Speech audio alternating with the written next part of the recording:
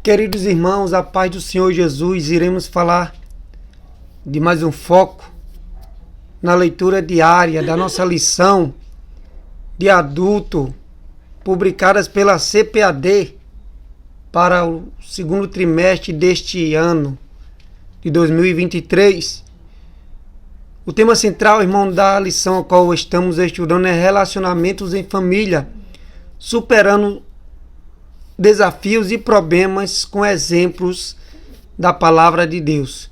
A lição a qual vamos estudar é a lição de número 10, quando os pais sepultam os filhos.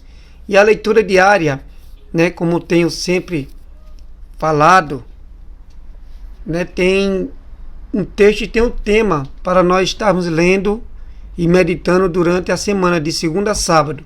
E vamos tratar de dois hoje temas, e dois textos que são: primeiro tema, na morte é tempo de chorar, e segundo, nem sempre sabemos a causa do sofrimento. Os textos se encontram em Eclesiastes capítulo 3, verso 4, Deuteronômio capítulo 29, verso 29 e 1 Coríntios 13, 12.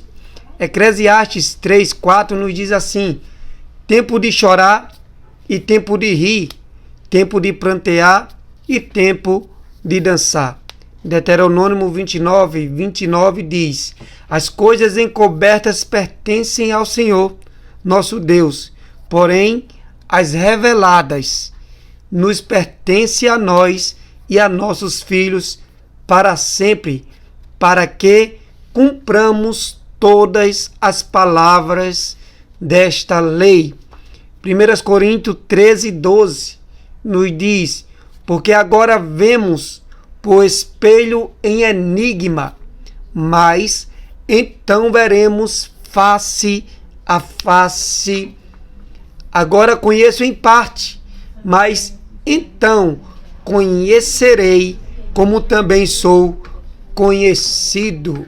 Louvado seja o nosso Deus. Irmãos, aqui em Eclesiastes nós vemos que há tempo para todo o propósito debaixo do céu. E na morte é tempo de quê? De chorar, de meditar. Às vezes as pessoas refletem mais em um luto do que em alegria, onde há alegria.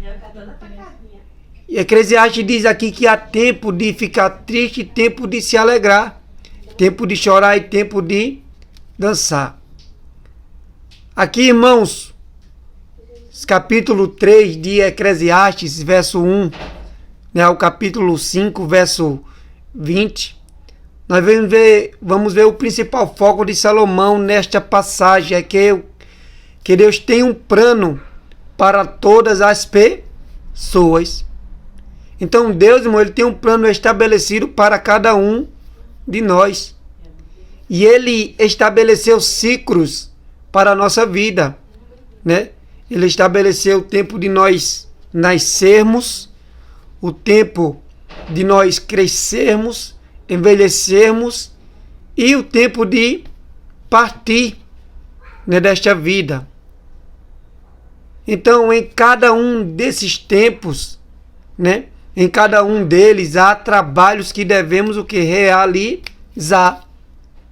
E apesar de enfrentarmos muitos problemas que parecem contradizer os planos de Deus, estes não devem ser barreira para crermos nele, irmão. Porque às vezes nós não entendemos o que Deus está fazendo agora. Como Jesus falou certa vez: o que eu faço agora vocês não entendem, vão entender depois. E às vezes tem coisas nas nossas vidas, irmão, que nós não entendemos agora, mas nós vamos entender depois. Então, nós não devemos criar barreiras, para crermos que Deus, ele tem um tempo determinado para realizar algo na nossa vida. Então, antes nós devemos o quê? Esses problemas, que às vezes estamos passando, nós devemos ver ele como oportunidades para quê? Para descobrirmos que sem Deus os problemas da vida não têm solução permanente, irmão. Então, Deus, irmão, ele tem a solução para os nossos problemas. Então, o tempo é importante, irmão. Você vê que o autor ele diz que há tempo para todas as coisas, tempo de chorar, tempo de rir, de prantear, né? Então, o tempo é importante. Nós devemos saber administrar, irmão, o nosso tempo. Eu pergunto a você, como você tem administrado o seu tempo aqui nesta vida, né?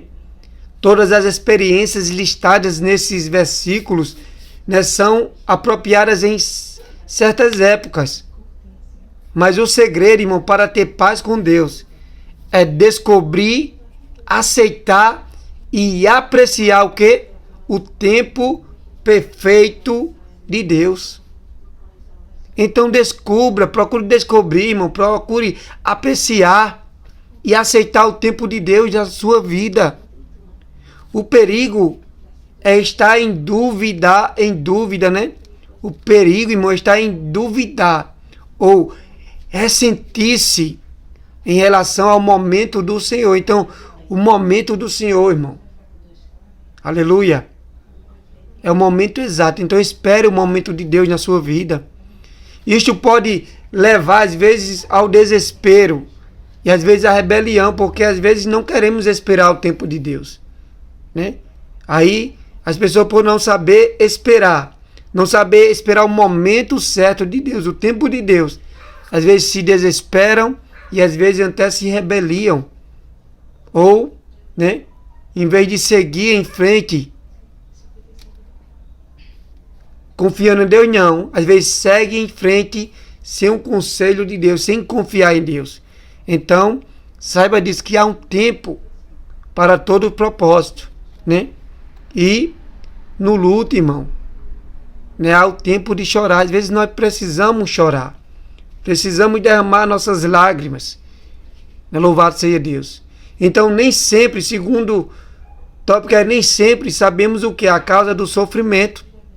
Deuteronômio 29, há coisas que não sabemos, veja só. Há coisas nas nossas vidas, irmão, que nós não entendemos, não sabemos. E o versículo vai dizer mais o quê? E elas pertencem a Deus. Então Deus sabe qual é o propósito. Então nosso Deus, irmão.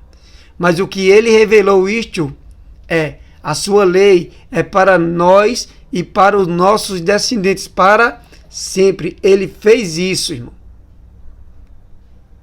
Ele fez isso a fim de que obedecermos a todas as suas leis.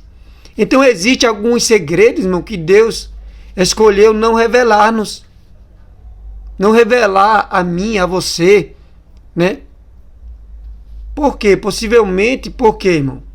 Às vezes, primeiro, nossa mente finita não pode entender completamente os infinitos aspectos da natureza e do universo de Deus.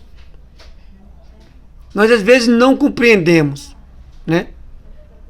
Segundo, algumas coisas são desnecessárias ao nosso conhecimento, até que estejamos o que? Mais maduros, por isso que Deus às vezes não nos revela. E terceiro, Deus é infinito, irmão, e onisciente, né?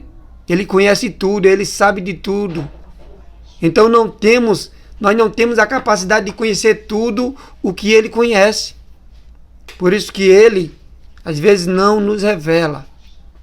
Então esse versículo mostra que, embora Deus não tenha nos dito tudo, o que ele revelou, veja só, irmão, o que ele revelou a nós foi o suficiente e é o suficiente para quê? Para que nós obedeçamos a ele e vivamos bem. É o suficiente, irmão. Mas tem pessoas que querem ainda procurar coisas ainda além daquilo que Deus revelou. O que Deus nos revelou, o que Deus nos deixou é o suficiente para vivermos bem, para termos a salvação. A sua palavra é o suficiente para nós obtermos o que é a salvação. Então, na verdade, a desobediência é voluntária, não consequência de falta de conhecimento. Então, pela palavra de Deus, irmãos, nós conhecemos o suficiente sobre ele para sermos o quê? Salvos pela fé e para o servirmos. Então, não devemos usar a limitação de nosso conhecimento como que, né? Como desculpa para quê? Para rejeitar a vontade dele para a nossa vida, irmão. Porque tem pessoas que têm rejeitado a vontade de Deus, têm procurado desculpa, pretextos, né, para rejeitar a vontade de Deus. 1 Coríntios 3:2 diz: o que agora vemos é uma imagem imperfeita no espelho embaçado, mas depois veremos face a face. Agora, o meu conhecimento é imperfeito, mas depois conhecerei perfeitamente, assim como sou conhecido por Deus. Em parte conhecemos e em parte profetizamos, porque o nosso entendimento e a nossa visão são ainda imperfeitos. Paulo, irmão, ele expõe melhor a nossa situação usando de 2 exemplos aqui, ou 2 ilustrações. Primeiro, de que nós nos encontramos atualmente tal como quando nós éramos crianças, agindo de forma ineficiente, né? Sem sabermos bem o que fazemos, se comparado a uma visão e ação de adulto, né? O adulto, ele vê mais além do que uma criança. E nós estamos o que aqui na terra, nós estamos sendo preparados para uma vida vindoura, irmão. Aleluia. Lá no céu, louvado seja Deus. Um reino vindouro, glória a Deus. Então nós estamos sendo preparados, nós estamos crescendo. Nós devemos procurar crescer a cada dia no conhecimento do nosso Senhor e Salvador Jesus Cristo. Segundo, de que estamos vendo por enquanto a verdade de Deus como que por um espelho, ou seja, por meio de uma imagem que não é apropriadamente a real, irmão. Até quando o quê? Então possamos ver e conhecer a Cristo e a sua magnífica e brilhante realidade em sua segunda vinda. Louvado seja Deus. Então, quando conheceremos face a face, tal como ele é, irmão. Aleluia. Tal como ele é tão, aleluia, bem já nos conhece. Como ele tão bem nos conhece. Porque ele nos conhece. Ele sabe o meu deitar, o meu levantar, o teu deitar, o teu levantar, o teu proceder. Então a igreja aproxima-se mais da perfeição de Cristo pelo quê? Pelo amor. Então nós, como crentes, irmãos, aleluia, que professamos que amamos a Cristo, nós devemos amar uns aos outros em amor. Então mantemos o quê? Firmes na verdade e praticando o quê? A verdade. Porque nós amamos o que é a Cristo. Efésios, né, 4,16 vai nos falar. Então, ele vai apresentar o que? Isso, irmão, como o que? A edificação de si mesmo, em amor. Então, o ministério que todos nós devemos seguir, que é o que? O amor, um para com os outros. Então, que Deus venha nos abençoar. Fique com essa meditação, né, e saiba que, né, Cristo, ele tem um propósito. Deus tem um propósito para cada um de nós e o tempo certo e determinado, irmão. Para minha e para a tua vida, louvado seja o nosso Deus. Então, na morte, irmão, nós meditaremos, nós vamos chorar, né? Vamos prantear. Mas saiba que esse é o tempo, às vezes, determinado, né, por Deus. Nem sempre nós sabemos a causa do sofrimento, mas Deus, ele sabe todas as coisas, ele conhece a cada um de nós e ele tem um propósito para cada um de nós, em nome de Jesus. Fique com essa palavra, que Deus abençoe a você e a sua família, amém? O que foi que aconteceu contigo?